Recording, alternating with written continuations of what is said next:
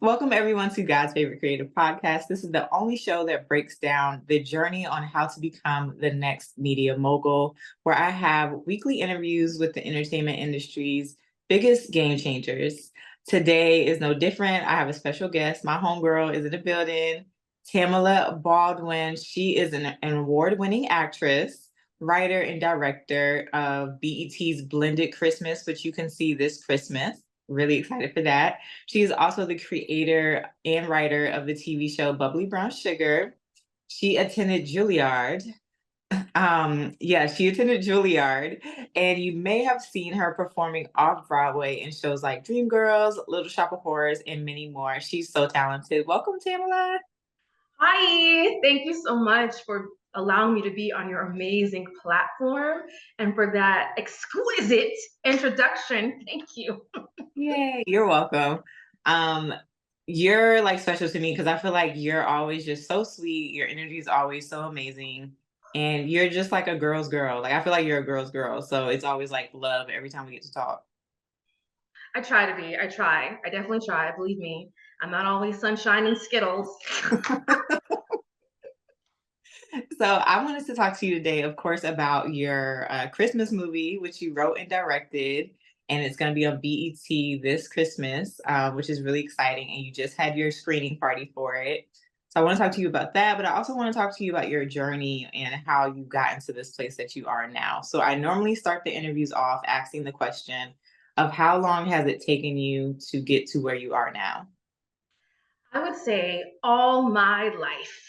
Um, I wish I mean, that's like the real answer because writing was my first love. I think before acting, before singing, before dancing. I remember writing the most as a child. I would have these little notebooks where I would write my own episodes to A Different World and The Cosby Show. Um, and I would write these like little sex stories too. And I went to performing arts school, and so they always encouraged me. So I would say all my life because it wasn't until probably 5 years ago or maybe 6 years ago where I said, you know what, I'm gonna try, and decided to write Bubbly Brown Sugar. So, I think 5 or 6 years of actually trying, but to get there has been a lifelong journey. Yeah, I would love to talk a little bit about Juilliard because not many people go to Juilliard. You know what I'm saying? Like that in itself. So, how did it come about? Obviously, you had to audition and things like that, but how did it come about? And then how did it help progress you as an artist? So I went to Juilliard when I was younger. I went to Juilliard for about 3 years for the flute. I used to be really good at the flute. I haven't played since high school, so I didn't go to Juilliard for college. I went to Juilliard when I was younger, as part of this program that they had for gifted Black and Brown students that otherwise would not have exposure to Juilliard. So I trained every day, went to school with them. I didn't really like playing the flute, so I'm not sure it really Mhm. prepared me as an artist. I wanted to be a violinist, but they didn't have that option in public school. Wow. Yeah, true. I played the saxophone for many years. And yeah, same. I wanted to like play violin, but orchestra is not like a real thing in Yes. public schools. So I was like, womp womp, I guess the flute. So I never had like a love for the flute. I love music. And I think that's, what I like how it shaped me as an artist. I could read music, I could sight read, I could play, with both Mhm. hands. So I can play guitar, piano. So that in that way it helped me. But I'm not like, ooh, the flute. Being a musician is Not on very your list hard. You though. have to like love your instrument. And I did not love the flute. So let's talk about your transition into off-Broadway performances and plays and becoming an actress.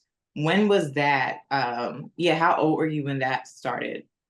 So as a child, my mother definitely exposed me to the arts. She nurtured that side of me. So as a little girl, I was definitely in commercials, auditioning. But it wasn't until it was time to go to college where I was like, oh no, I can't major in theater. Oh, I have to major in something practical. As like the first person in my immediate family to go to college, I imposed that fear on myself. And then I got my MBA, and then I went into corporate America, and I sat in a cubicle and got yelled at. And I was just like, this can't be life. And so when I was actually living in California, this is a beautiful story. So I was living in California in a little cubicle, working in a cubicle, but I had, the life. I had, an apartment by the beach. I was making, I think at the time, like 60K as like a young 20-something-year-old. I had a cute little car. I was very comfortable. But whenever I would go out, I would meet these like random people, and they would be like, oh, you're supposed to be singing. You're supposed to be performing. And they would say that and then like leave.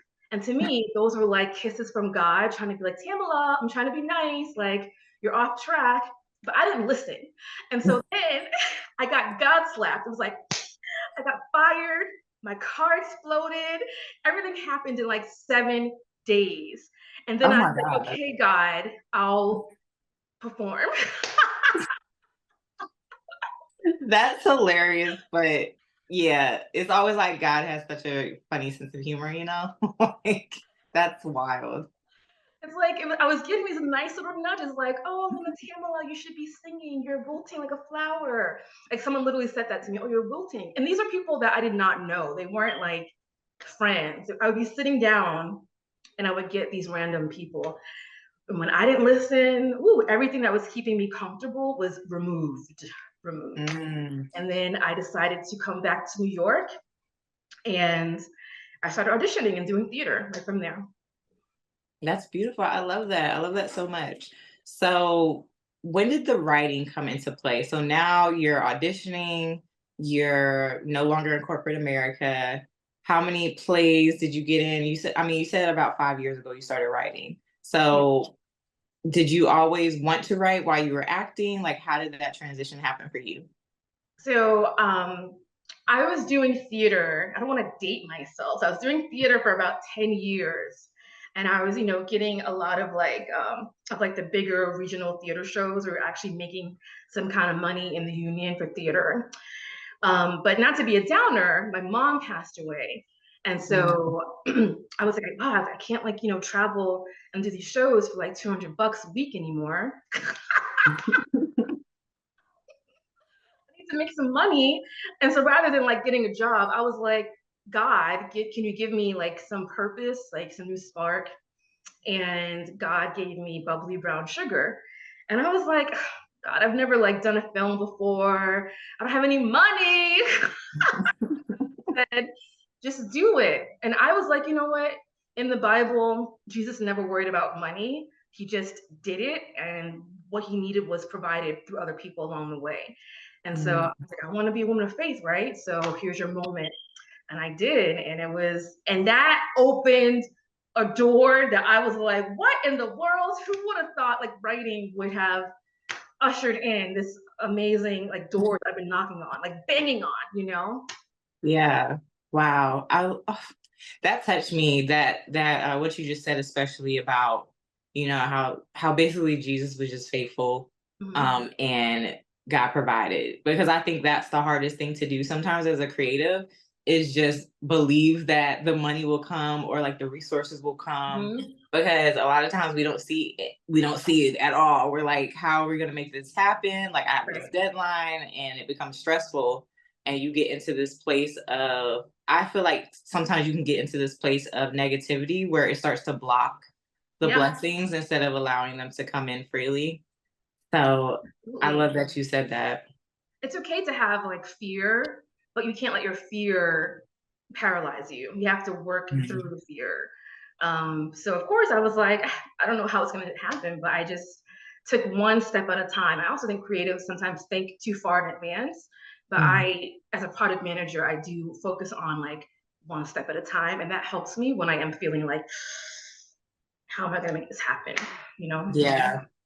I want to take a little step back, because you mentioned you were in corporate America, which you were doing advertising and marketing, right? Yes. So I would love to talk a little bit about that and how that experience helped you to promote Bubbly Brown Sugar, because I feel like you have such a great visual presence on social media when it comes to Bubbly Brown Sugar. So, yeah, just talk to me a little bit more about how that experience helped you in other areas of being a creative. So when I left grad school, I went to work for an agency that did kind of like entertainment marketing. And so I'm working with like Columbia Records and Sony executives for their artists. So it was always like fun or storytelling for their artists. So sometimes I would have to do copy for a big famous artist and I would try to write in their voice. And so I think that definitely helped me with my content skills, but also um, I was working in that field when like social media was just kind of developing. So when it was Mm. called widgets, when you had widgets, I don't know if you guys remember that. So I was working with all these widget companies as well and helping them to, I guess, pitch their ideas to consumers and so forth. So that definitely helped me in that regard, like growing up as, content creation or that market was being developed. It definitely helped me to kind of, hone my skills from the beginning. Yeah. So let's get back into your storytelling and your writing. You have Bubbly Brown Sugar. Wait, first of all, sorry. Let's talk about Bubbly Brown Sugar. Let us know what it is about. Let the audience know what the web series is about. And I would love to hear a little bit more about how you got into this particular writing style or storytelling style, because I feel like for you, it is reflective of your personality. And so I guess I'm curious to know if that was just a natural thing for you to write in that type of style, or was it something that kind of had to be developed? So I will say that writing for me has been a way for me to heal my brokenness. So it's something that you may hear called scripting, where you kind of are writing from the end that you want. A lot of new age thought leaders talk about that. And so for me, after losing my mom, I also lost like the love of my life. I felt so empty. I was like, there's nobody here that really loves me. And so I wanted to kind of release that burden on my heart. And so I started to write fairy tales because that's what I think I deserve is my happily ever after. And so that's what my writing does. My writing is a way for me to heal myself and ultimately to heal others. Because when you think from the end, when you see yourself getting your happily ever after, I think you attract those kind of things. So, Mm. prayer works, therapy works, but it wasn't working for me in a way that I needed to. Writing is what helped me to like really transmute um, that emptiness that I was feeling at that time in my life. Yeah. Thank you for sharing that. And I'm glad you found that outlet, because so many people don't find an actual outlet for them to heal. Mhm. So I'm glad you found that. And I know your mom would be like so proud of everything that you've done. And let's talk about your most recent accomplishment, which is the BET's Blended Christmas. Woohoo! So I would love to hear a little bit about if this writing process was similar, when it came to like you feeling like you needed to heal through something through your writing when it came to writing this Christmas movie. Absolutely. This movie was something that I wrote for myself because at my big age, if I do get married, I am going to be most likely a bonus mom. Um, Mhm.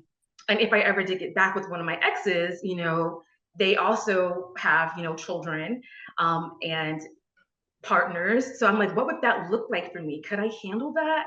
Because in a lot of ways, I think that I am a little bit I have a childlikeness about me, and those Mhm. adult things I haven't really experienced, and I have this fear, and so I don't want to block my potential blessings. What if my potential husband is divorced and has children? So I wrote Blended Christmas as a way for me to remove that fear. And so when someone took interest in it, I was like, really? I have other Christmas movies.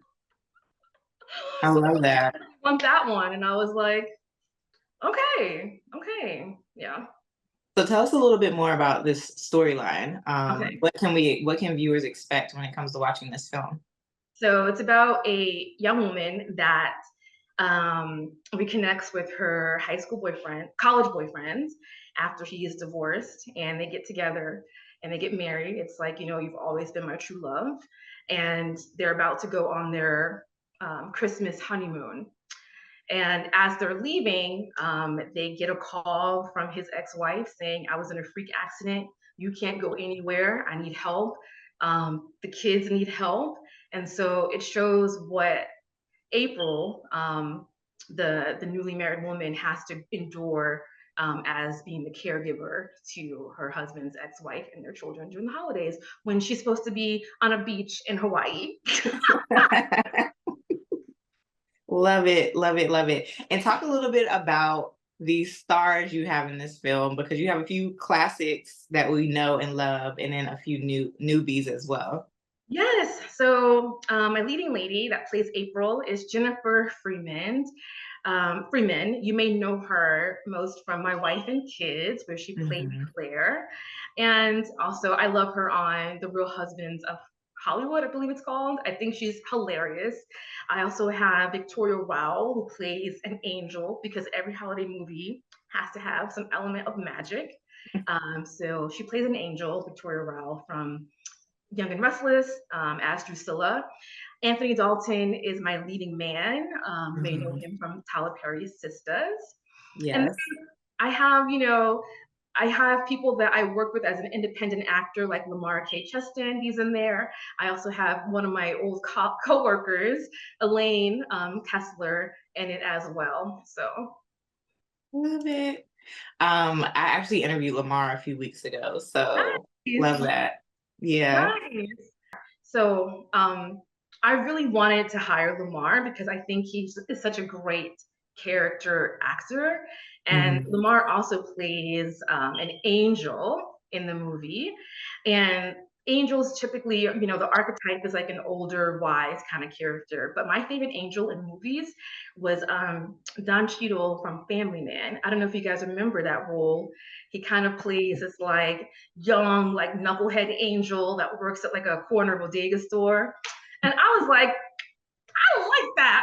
Like angels can be, like any age and size and color. And so I really wanted to like break the grain.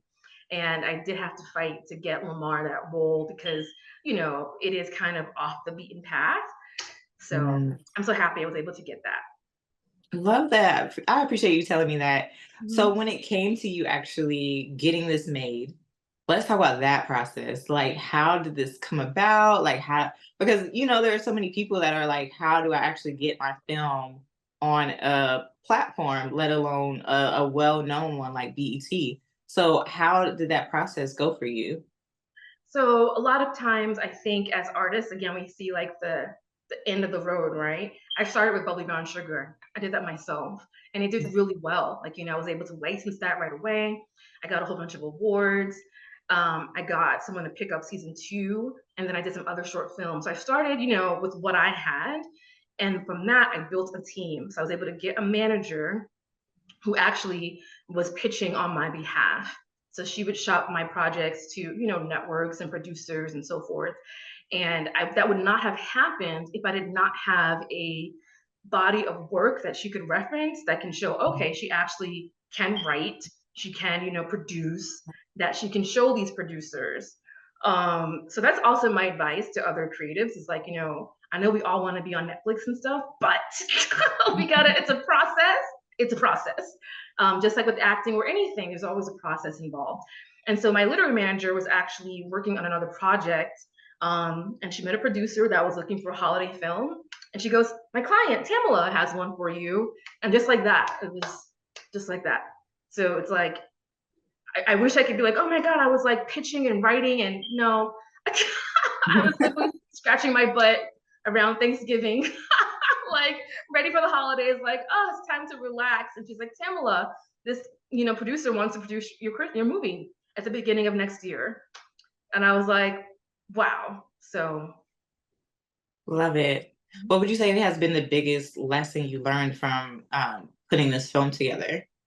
so to be fully transparent, um, as someone that came from the independent world where I had complete autonomy, it was definitely a pivot to have to work so closely with a producer that ultimately had final say. Mhm. And I think that is kind of standard. Of course, you can give your input, but it's not my money. So I kind of had to play ball in that regard.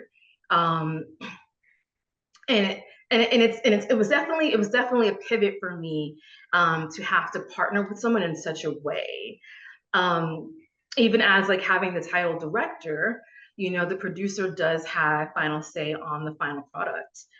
And that's, as like with Bubbly Brown Sugar, I'm like every frame, I'm like, I want that frame. Like, you composer, I want that. I was very, very hands on. So to be able to have to be like, okay, I see your perspective is definitely something that I had to adjust to, especially as like an Aries,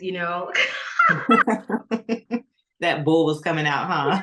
I just like, what do you mean? So, and also working with a new team, I learned that when you get to working on network TV, like you kind of are adopting the team that's already with the production company or with the network.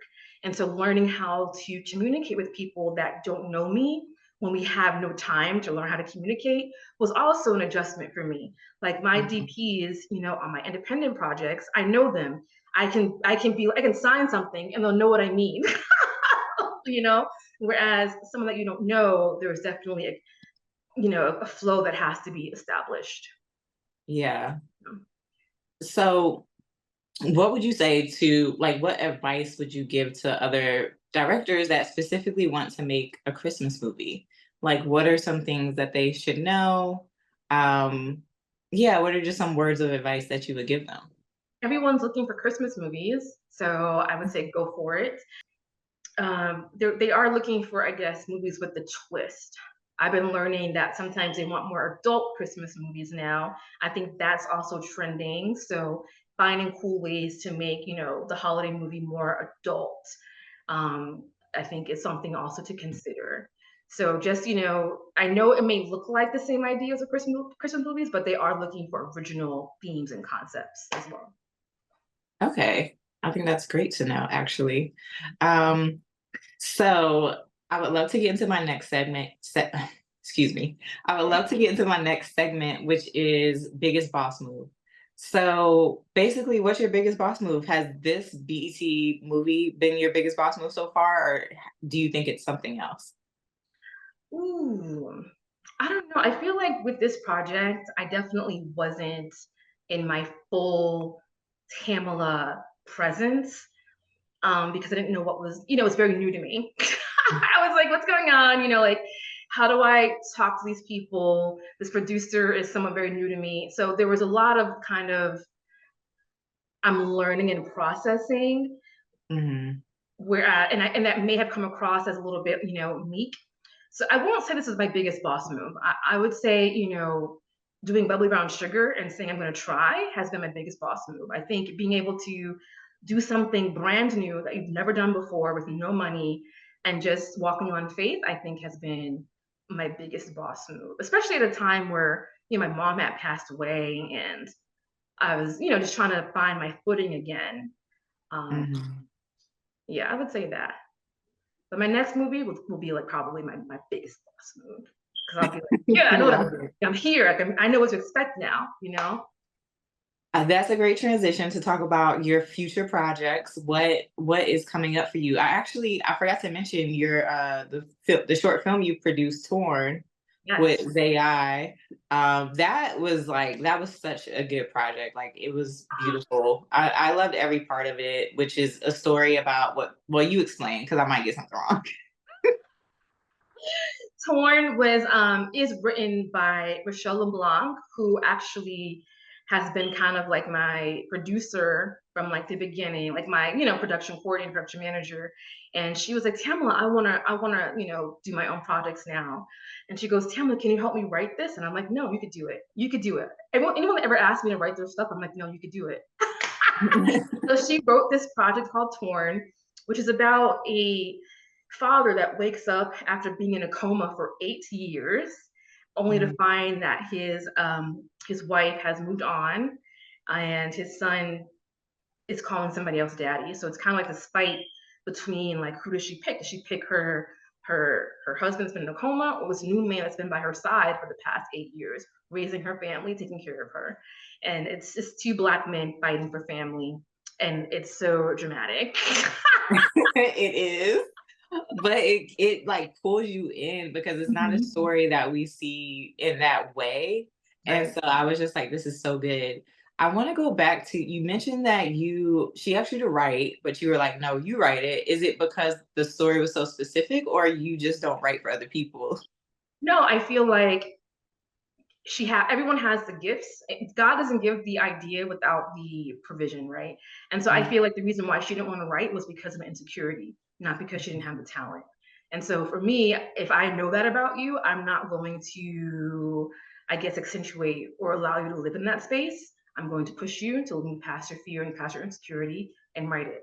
And I think that someone else told her that she wasn't a good writer, and I'm like, mm. screw them, you know. And so I was like, no, you're gonna do this. And she did.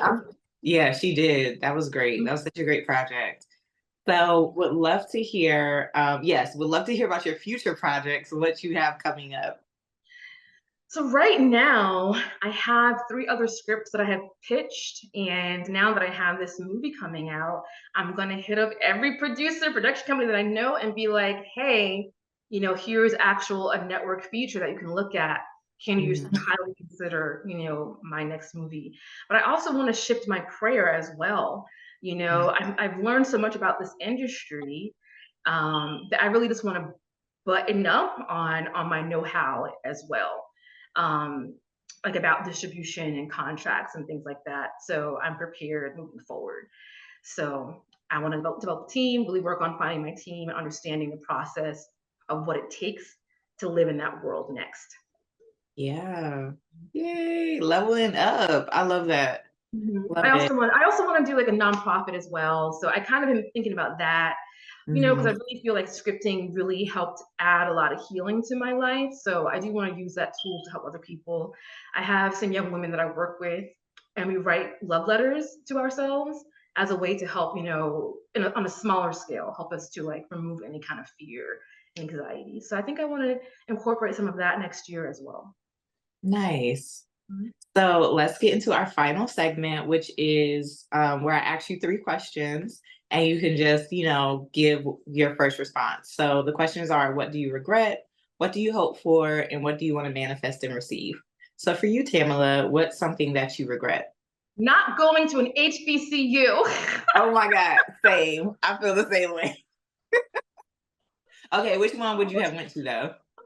Probably Hampton or Howard.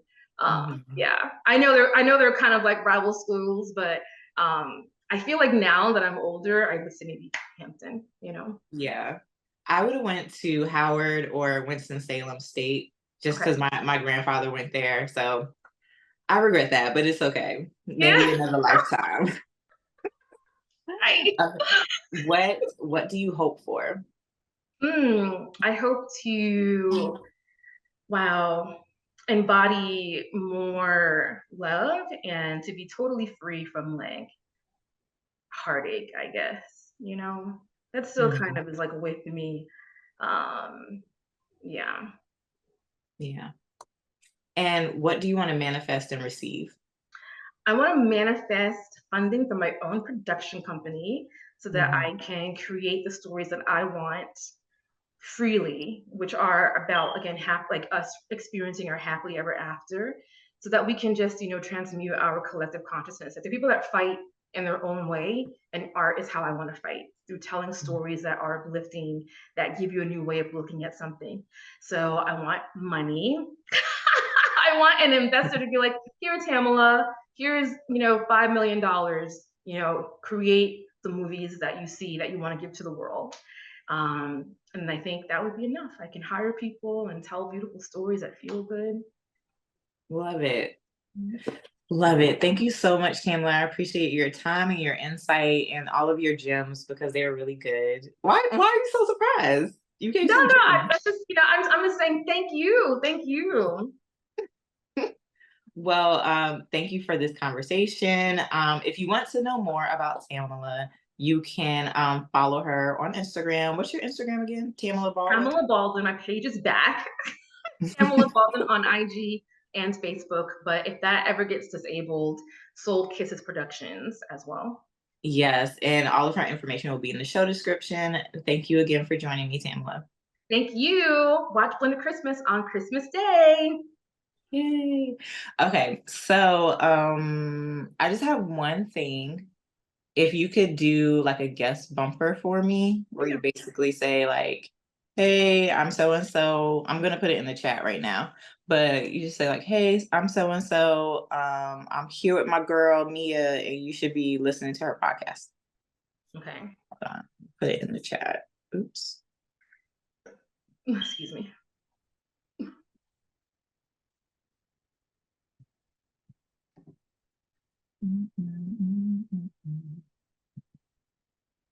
Okay, there we go.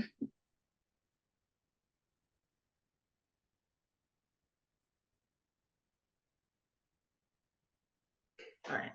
I'm gonna try to ad lib it because I can't see that far. If you're looking to level up your filmmaking career, tune into God's favorite podcast hosted by my girl, Meah Denee. Mm-hmm. Right. Hey, everybody, it's Tamala Baldwin. Okay, right? Hey everybody, it is your girl, Tamala Baldwin, also known as Tammy B. I am a writer, director, an actress. And I want to say, if you're looking for, a podcast that will help you up-level your filmmaking career, you got to check out God's favorite creative podcast, hosted by my girl, Meah Denee. Ow. That was perfection. Thank you. So good. I get so annoyed at myself because I forget to do that every time I interview somebody. So thank you. You're welcome. That was good. Okay. That was great. Let me Okay. stop recording. But I was like, oh my God, I wasn't recording. No, I see. It's just saying. I know. That's what I was like. Okay, wait, hold on. Stop recording. Okay.